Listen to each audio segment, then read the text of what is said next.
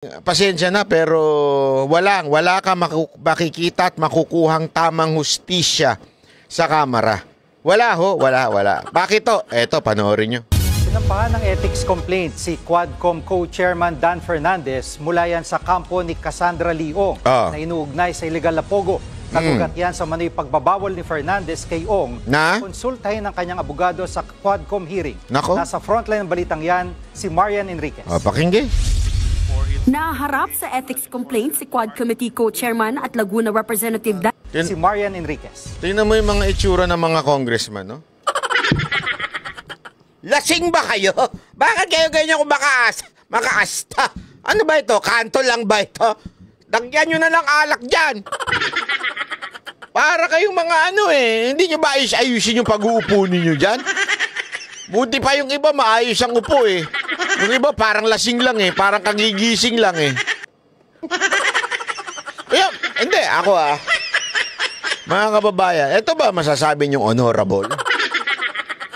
If you cannot bring your honor, do not expect us to respect you honorably.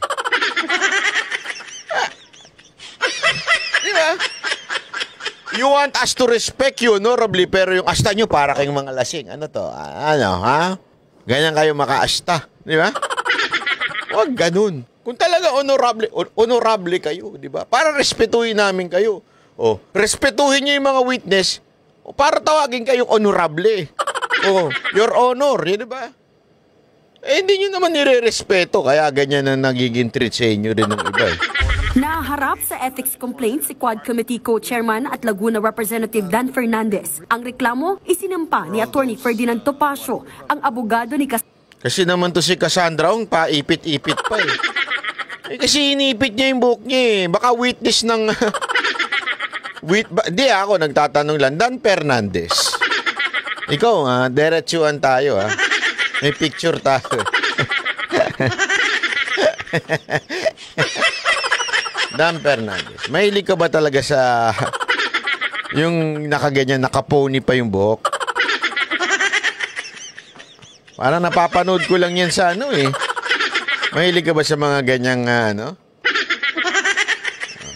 Kasi naman Cassandra, dapat next time hindi ka mag-aayos pag pupunta ka dyan. Cassandra Leong na iniuugnay sa mga illegal na pogo. Ayon kay Topacio, lumabag si Fernandez sa Code of Conduct sa gitna ng investigasyon sa operasyon ng mga pogo. Nilabag daw ng mambabatas ang karapatan ni Cassie Ong na kumonsulta sa kanyang abogado, pati ang karapatan nitong manahimik sa mga pagdinig. Hinarang at pinagbantaan daw ni Fernandez na ipakokontempt si Topacio kung hindi siya titigil sa pakikipag-usap sa kanyang kliyente. This was unprecedented. Unprecedented. Legislative history in this country. Na haharangin mo yung abogado. At hindi mo palalapitin sa kanyang kliyente during a legislative hearing. Saang planeta po acceptable ang ganoong behavior? Sa planeta ni Dan Fernandez. Totoo. Gago! Meron siyang sariling planeta eh. Handa naman daw si Fernandez na harapin ang ethics complaint na inihain ni Topacio. Hahayaan niya raw ang House Committee on Ethics na dinggin at magdesisyon dito. May violation tayo, di magdesisyon ng committee. Gano'n kasi. Ano naman yung committee ko? Nakakaano na eh! Committee!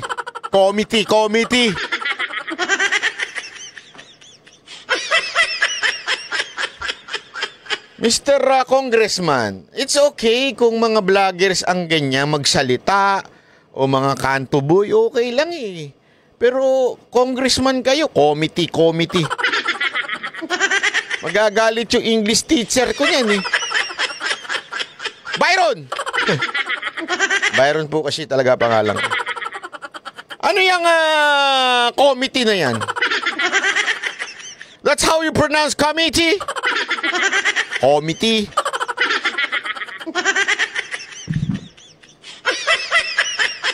Diba? Harapin natin lahat yan. Harapin natin lahat yan. Naturalmente. Confident kayo. Confident. As in P. Alam niyo kung bakit confident kayo? Kontrolado nyo naman yan eh. Pero mamaya, explain sa'yo ni Topacio ni Atty. Topacio kung bakit niya final yan amidst na alam naman niyang posible at malaking posibilidad na talagang ma-dismiss tong, hindi naman ma-dismiss, ano man tawag doon, hindi pansinin ng Committee on Ethics. Di ba? Alam naman natin eh. Pero, Atty. Topacio is too bright to prove things at ihulog kayo sa bitag. Totoo. Babalita mula sa Frontline, Marian Enrique. Eto kasi alam mo mga kababayan, maaaring tanungin nyo sa isip-isipan nyo ngayon, maaaring iisip-isipan ninyo. Anong pahahatan yan? Di ba ang Ethics Committee is under the Speaker? Under the congressman din na magbabarkada lang naman din yan. Ano mangyayari dyan? Magkakaroon ba ng saysayang pagdemanda ni Topacio ng kung ano man dyan sa ethics complaint na yan? Mamaya, papaliwanag natin kung bakit ganyan na importante yan at kailangan suportahan natin ito si Atty. Topacio. Suportahan natin itong kanyang paghain ng ethics complaint. Importante yan. Okay? Ito, pakinggan natin ha. Kasi ito mo, hangang-hanga ako dito sa abogado na ito.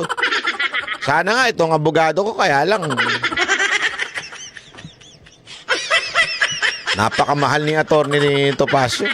Siyempre, matalino eh. Diba? Malay mo, pagkatapos niya mapanood to, mapagdesisyon niya niyang banat bay. Ako na lang bahala sa lahat ng kaso mo. Anyway, pakinggan natin. Napakatikas na mga statement ni Atty. Topacio. This is a verified complaint. A copy is right now on its way to the House of Representatives. This is an ethics complaint against Congressman Danilo Ramon S. Fernandez, more popularly known as Dan Fernandez or Attorney Google. Naku, grabe naman yung ganung bira mo. Gago! Attorney Google. Sa bagay, napakaraming ganyan ngayon eh. Yun yung loyalistang vlogger. Ano mang pangalan ng animal na yun? Yung boring na vlogger na mga loyalista. Na may pautot pa siya na ako'y nag-aaral ng abogasya. Tangin ang tagal niya na. Aral-aral ka, bakit hanggang ngayon bobo ka pa rin? Hindi, di ba dapat nag-aaral ka, may natututunan ka? Yung loyalistang vlogger nilang bobo, dapat may natututunan ka kasi nag-aaral ka eh. Pero bakit patagal ng patagal, paboring ka ng paboring at pabobo ka ng pabobo? May Google naman. Hindi mo gayahin si Attorney Google. Attorney Google Dan Fernandez, di ba? Graduate in PhD. Bakit? At least minsan nagmamagaling siya. Hindi pala, kadalasan pala nagmamagaling siya. Di ba? Ito na pakinggan. This is for certain conduct unbecoming of a member of parliament, unparliamentary conduct, which were committed during the hearings of the Quadcom. Nako. I will just give you the general details anyway. I will be leaving this copy for you, and those who wish for soft copies, I will viber to you later immediately a soft copy. If you recall, noon pong nililitis o dinidinig tungkol sa mga pogo, kinatawan ko po roon. Nirepresent ko si Miss Catherine Cassandra Leong. At lahat naman po tayo saksi sa ginawang paglabag sa mga karapatan ni Miss Cassie Leong. Specifically, not only the deprivation of the right to causet, but physically, this was unprecedented in legislative history in this country, na haharangin mo yung abogado at hindi mo palalapitin sa kanyang kliyente during a legislative hearing. Sapagkat ang karapatan na magkaroon ng abogado upang makipagsangguni ang isang testigo sa legislative hearing ay ginagarantiya ng walang iba kundi ng ating saligang batas. Number 2, pagwa-warning sa... Unahin natin yan, ha? Importante kasing maunawaan natin yan, eh. Sa lahat ng klase ng paglilitis, kahit saan ho, malinaw sa ating batas yan, kahit sa anong paglilitis, napaka-importante ng right to have a counsel. As a matter of fact, di ba sinasabi ko nga bakit tayo merong Miranda rights kung ganyan din naman pala ang kamera? Di ba, alam mo yung Miranda rights? You have the right to remain silent. Anything that you say will be used against you. Can be used against you. O basta yun na yun. Yeah, may ganyan-ganyan eh. So you have the right to have an attorney or a lawyer. Or if you do not have, the government will provide for you. Napaka-importante niyan, di ba? Babasahin mo yan bago ka aaresto ng isang akusado. Yeah? Akusado pa lang po yun. Di ba? Ibig sabihin, eto, hindi nga akusado, witness lang. How much more that she o Cassandra Ong has all the right to have a lawyer, di ba? Hindi naman nesesyaring sasagutin ni Topacio yung tanong kay Cassandra Ong But Cassandra Ong, pwede siya magtanong sa kanyang lawyer at tanongin niya, ano ba ang tama akong sabihin dito? Kasi remember, pwedeng pwedeng under oath yan So ibig sabihin, pwedeng gamitin laban sa kanya yung mga sasabihin niya. So, pwede siyang magtanong sa abogado. At yan po'y protektado ng ating batas. Pero dahil nga sa nagmamagaling itong si Attorney Google, na si Dan Fernandez, sinabihan niya si Topacio na gusto mong makontem ka. Gusto mo? Gusto mo? Gusto mo? Gusto mo? Mga siga lang sa kanta. Gusto mo? Gusto mo? Ha? Ikontem ka na? Tama na ikaw. Usap. Hindi ko alam Dan Fernandez, kung ikaw ay isang insecure na lalaki. Nai-insecure ka ba kay Attorney Topacio sa kutis ni Attorney Topacio at saka ikaw ba ay na-insecure sa height ni Attorney Topacio? At sa kanya bumubulong si Cassandra Ong. Gago! Hindi ka naman kasi abogado. Palit ka yung pwesto, baka bulungan ka niya. Hindi, siguro feeling ko lang May mga, hindi, alam mo mga kababayan, may mga ganyan lalaki. May mga ganyan lalaki Pag nakita sa club, bakit kaya yun ang kasama niya? Hindi naman pogi yun Lami ko alam na ganyan. Minsan nga, pag, hindi naman I cannot relate. Pero, kunwari ako yun.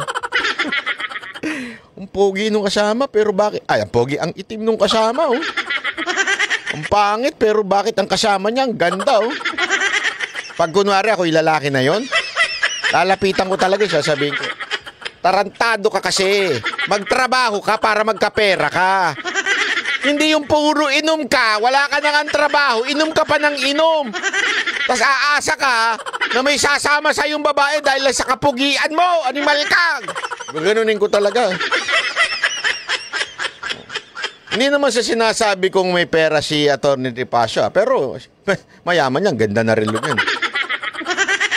Pero kaya din lapitin ito ng kaya din nabubulong-bulungan to ni Cassandra kasi matalino. Anuhin mo yung poging si Dan Fernandez kung wala namang di umanong utak. Allegedly. Hindi ako mga kababayan, tanungin ko kayo Ito, seryosong tanong ito sa mga kababaihan. Ano mas pipiliin nyo na makasama sa buhay? Yung masarap kasama, masarap kausap dahil matalino o yung pogi pero bobo? Banat ba? Hindi mo pa diretso Medyo pinigilan mo pa Hindi, wala naman ako. Kayo naman, sinasabi nyo hindi pogi si Attorney Topacio. Pogi yan! Hindi, pero, ito lang naman to, analogy. Hindi naman ibig ko sabihin si Attorney Topacio ito. Hindi ko rin sinasabi si Dan Fernandez to. Sino mas gusto ninyong kasama?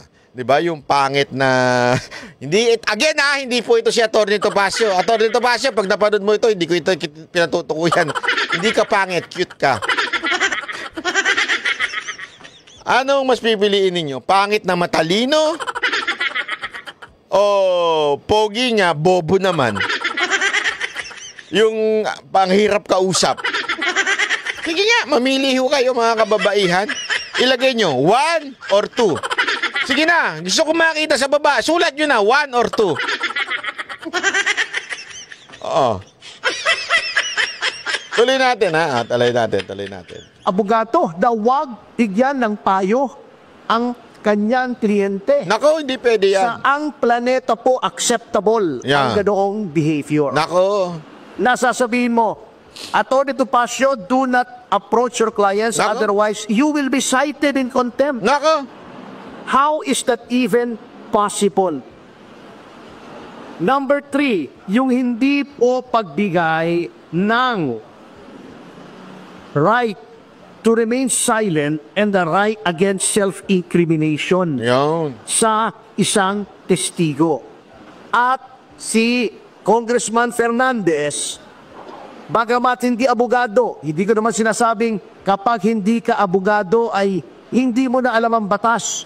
Ngunit, sinasabi na nga po sa kanila, or dapat, a person who is in the legislature should be charged with knowledge of the law. Lako. Because, number 1, they are lawmakers. Yun! Paano kang gagawa ng batas kung ikaw ay walang alam sa batas? Sakit mo naman magsalita, attorney. Wala bang alam sa batas to si Dan Fernandez? Hindi kasi tama naman sinasabi niya, di ba? Ang linaw nung sinasabi na pwede kang magsabi ng na ayaw mo magsalita dahil baka ma-incriminate ka sa sasabihin mo. Meron kang karapatan. Yan po'y karapatan mo. At yan ay provided ng batas. And yet, this congressman, particularly si Dan Fernandez, hindi alam yan.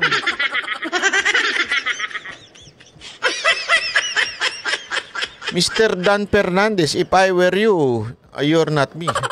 Hindi, pero if I were you, go back to school.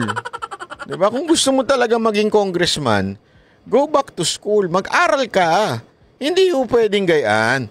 Ay, ewan ko nga eh. Alam mo ang laki-laki ng budget nyo dyan sa Kamara. Bakit hindi kayo kumuha ng mga matatalinong abogado tapos payuhan kayo? Di ba? Magpa-advise kayo. Sabi nga napaka-importante na meron kang abogado at magtuturo sa'yo. Kasi, Brad, mambabatas kay. The word itself, mambabatas. Ibig sabihin, gumagawa ka ng batas and yet you do not know the law. How come? Ano ito? Dapat na ba nating i-require sa mga congressman natin na dapat abogado? Hindi, ako medyo mapapaisip talaga ako eh. Dapat talaga ang mga mambabatas natin abogado. Kung hindi man, dapat merong entrance exam.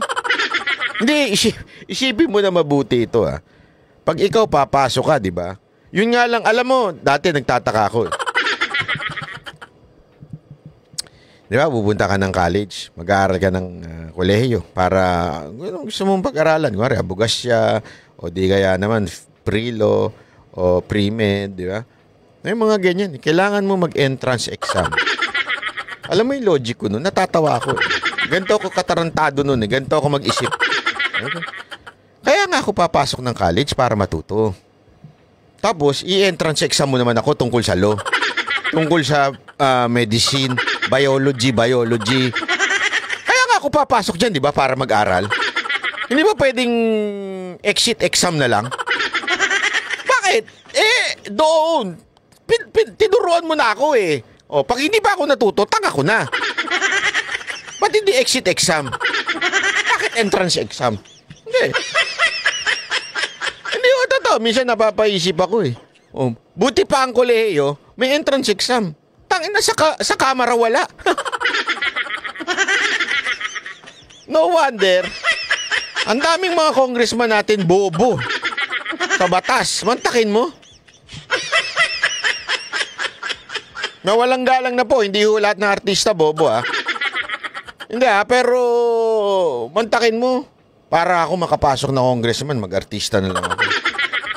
Para makapasok ako Senado, mag-artista na lang ako. Again mawalang galang na po kasi may mga artistang magaling May mga artistang matalino. May mga artistang nagtiyaga at nag-aral. Pero alam mo yun, minsan talaga nakakaano boboto tayo, artista dahil sikat, dahil pogi. Anong gagawin sa camera? Ayun, magpapakyut. Magmumukhang tanga. Hindi alam ang batas, di ba? Sana talaga may entrance exam yung camera. Pare, una-una ang gagawin natin dyan, dapat para mabawasan din yung mga wild na kandidato. Minsan dami ring wild na kandidato, walang utak, sali pa na sali. Alam mo yun? Ewan ko rin naman Pilipinas. Hindi magiging crew ka lang ng isang fast food, kailangan college graduate ka. Kaya na, pag congressman, walang pakialam sa pinag-aralan mo. Isipin mo buti yun Hindi mo sa pagmamaliit yun Hindi mo sa pagmamaliit Gagawa ka ng batas, hahawa ka ng pera ng taong bayan. Bobo ka. Wala kang pinag-ara. Hindi siya hindi ko sinasabi lahat ng mga nag-aral matalino. Hindi ko rin sinasabi lahat ng walang pinag-aralan bobo, Ako'y halimbawa nun.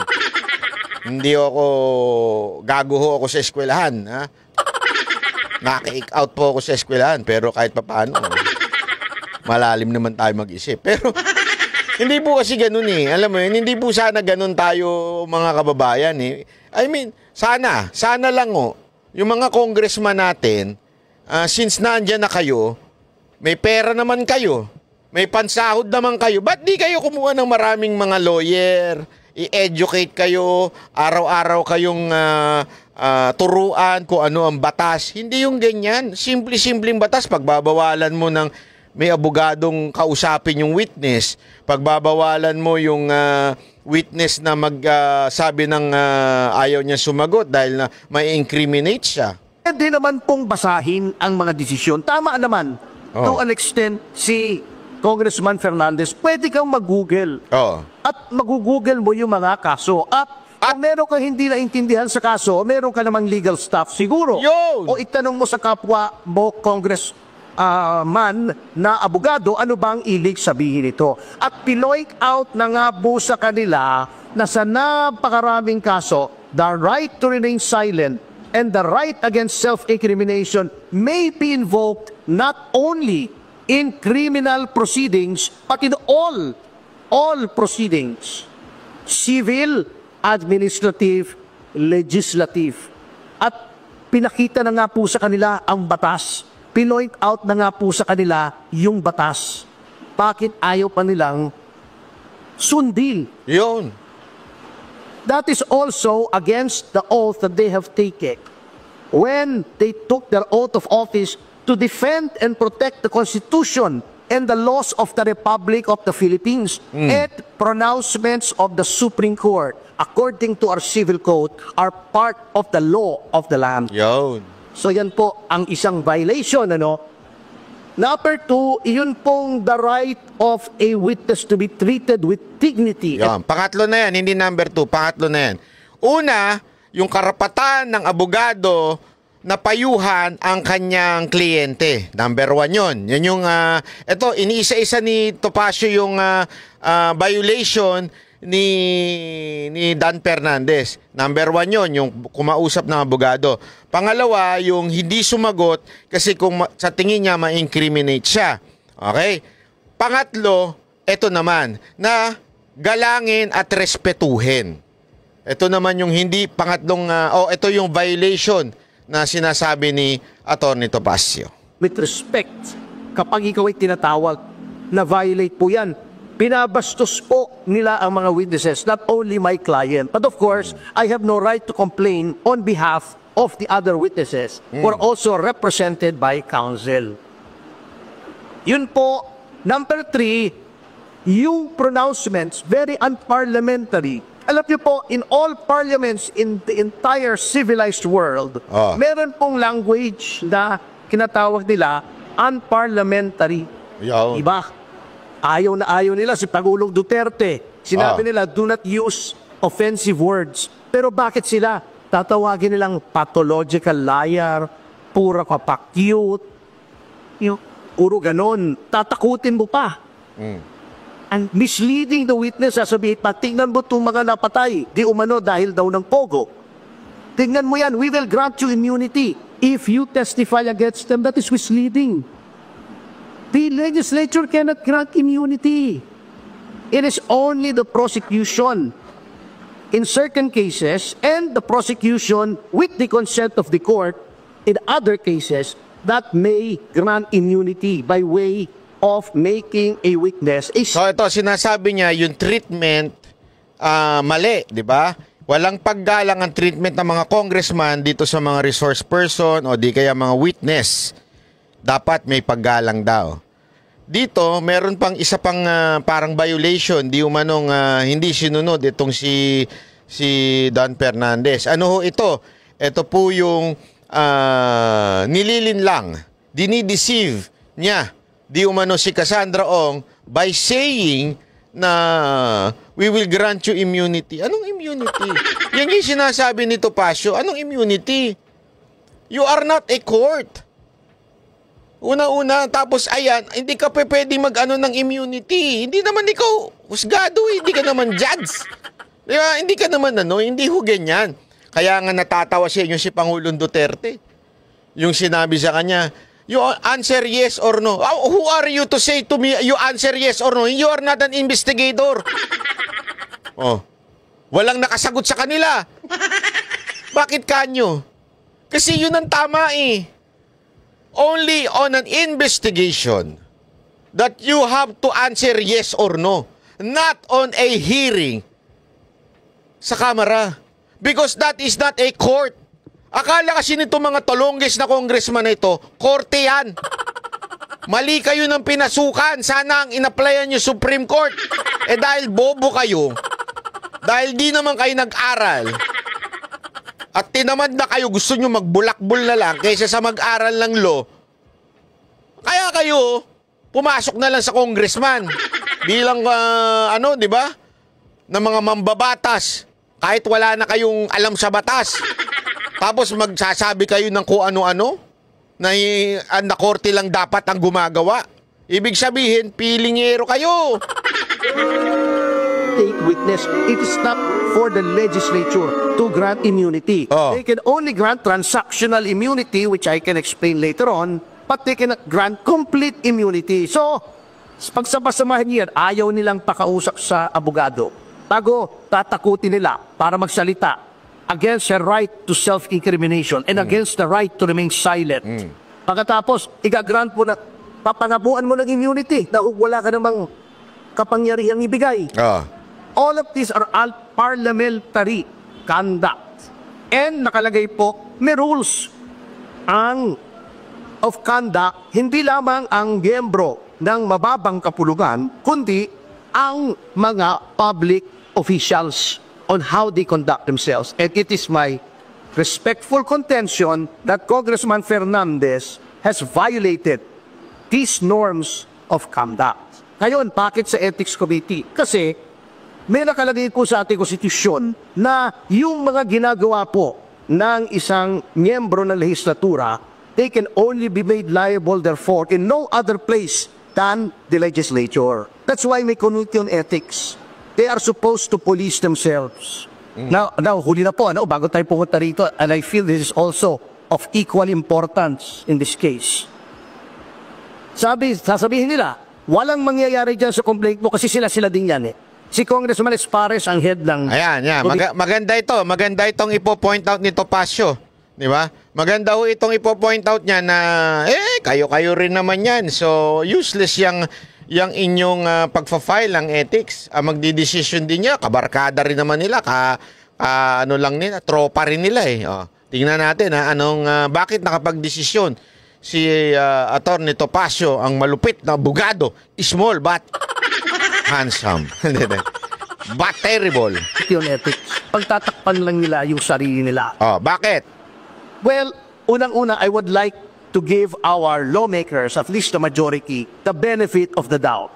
Although I doubt the benefit. Naku, grabe naman. Ngunit, by doing this, gusto ko yung quotation na yun. I will give you the benefit of the doubt, but I doubt the benefit. Ano pang mangyaman? Banat ba ya? Plagiarism yun.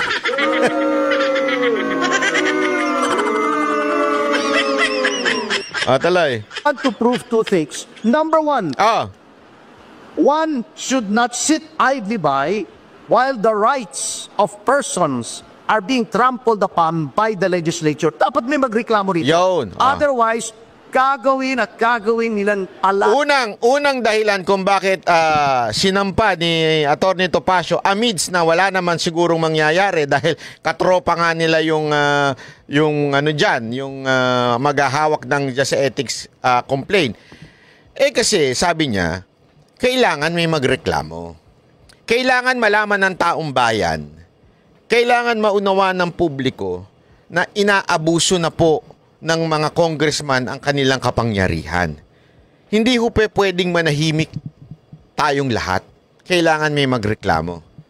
This is a very, very good example and very, very timely in our situation as a country. Why? Marami po sa atin nanunood na lang ang gandweng naman nila Coach Dada at saka nila Boss Oli. Pinagbaligtad. Pati ni Banat J at saka ni Master Bay. Ang galing naman ng kanilang... Hindi pa pwedeng nood lang tayo nanood at naniniwala tayo sa mga pinagsasabi ng banateros. Dapat to meron tayong gawing hakbang. Kung wala ho kayong gagawing hakbang, lahat ho ng ating pong nauunawaan, naiintindihan, ay useless. Di ba? Kailangan i-share ho natin. Mag-subscribe ho tayo. Suportahan ho natin ang mga totoong hindi chismosong vlogger. Doon tayo sa totoo. Doon lang tayo sa facts. Doon lamang po tayo sa mga tunay na naghahatid ng balita at hindi gumagawa ng fake news at hindi lumalaban ng hindi tama. Dapat po natin itong sinusundan. At hindi lamang po manood at sumusunod, dapat po tayo may ginagawang aktibong partisipasyon sa pamamagitan ng pag-share, pag-like, pag-subscribe. Bakit to importante ho ito? Kasi nga, yung trabaho nila Atty. Topacio tulad ho nito, na atin pong vino-voice out. Hindi ko sinasabing kung wala kami, wala magbo-voice out. Hindi ho yun. Kasi tayo, pag nagtalakay, talagang tinatalakay natin. Talagang hinihimay ho natin. Kasi nga, gusto natin paunawa sa mga Pilipino kung ano na nangyayari sa bayan natin. Lalong-lalo na sa mga OFW na nasa ibang, siyempre OFW nga, nasa ibang bansa. Ang tanga mo naman, Banat Bay.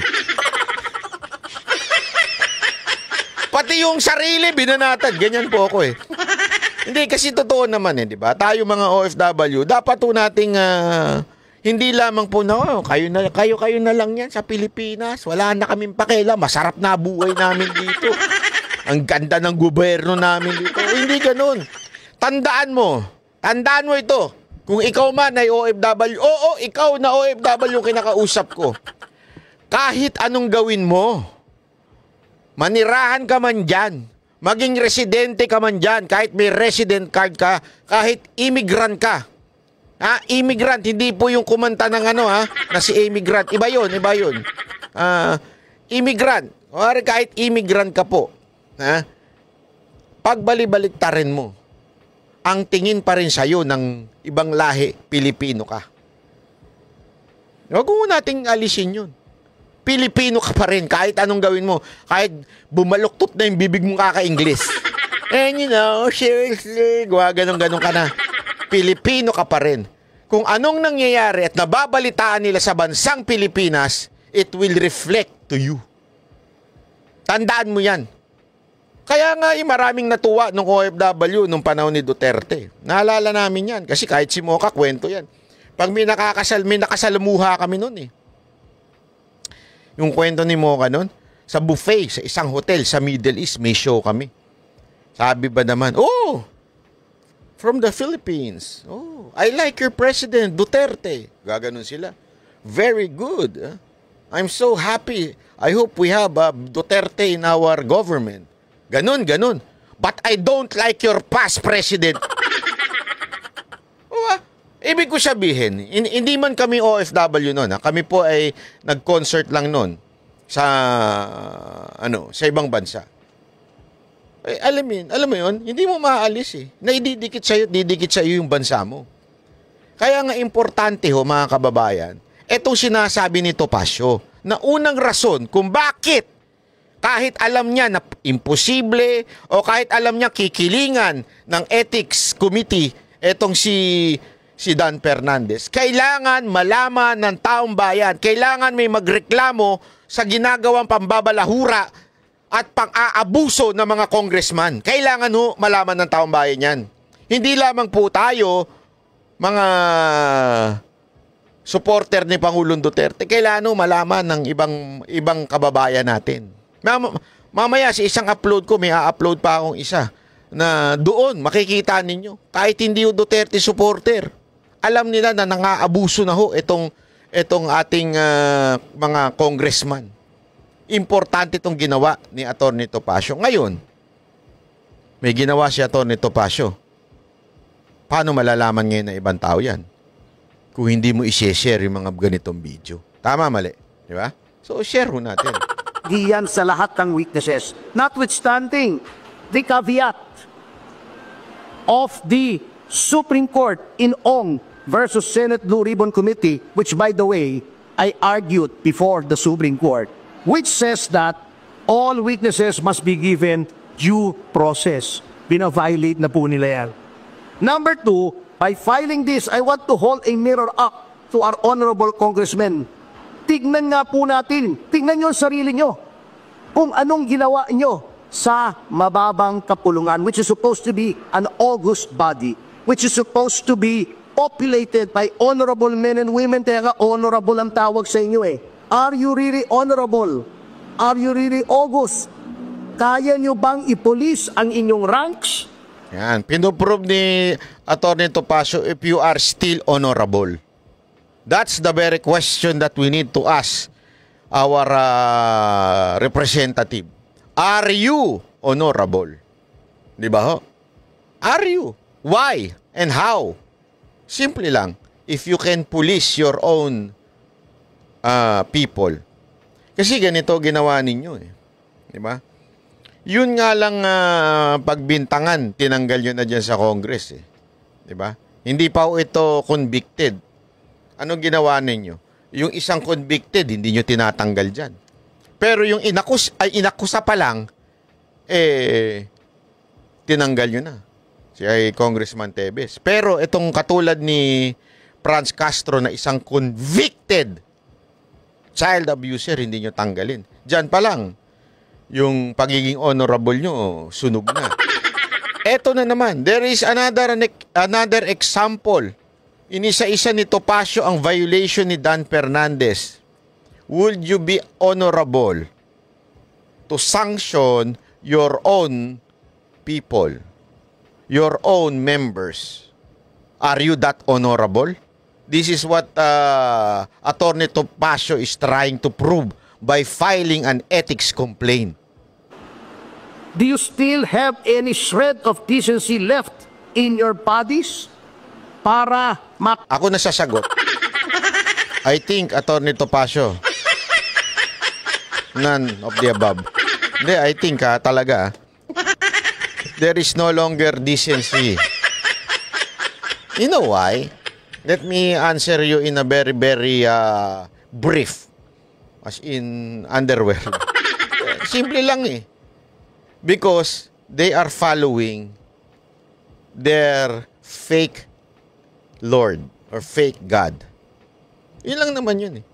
Lahat ng to, tatanong naman nila na yan eh. Tatanong nila yan sa kanilang boss. Speaker, ano ba? Anong gagawin natin dito sa ethics ni ano?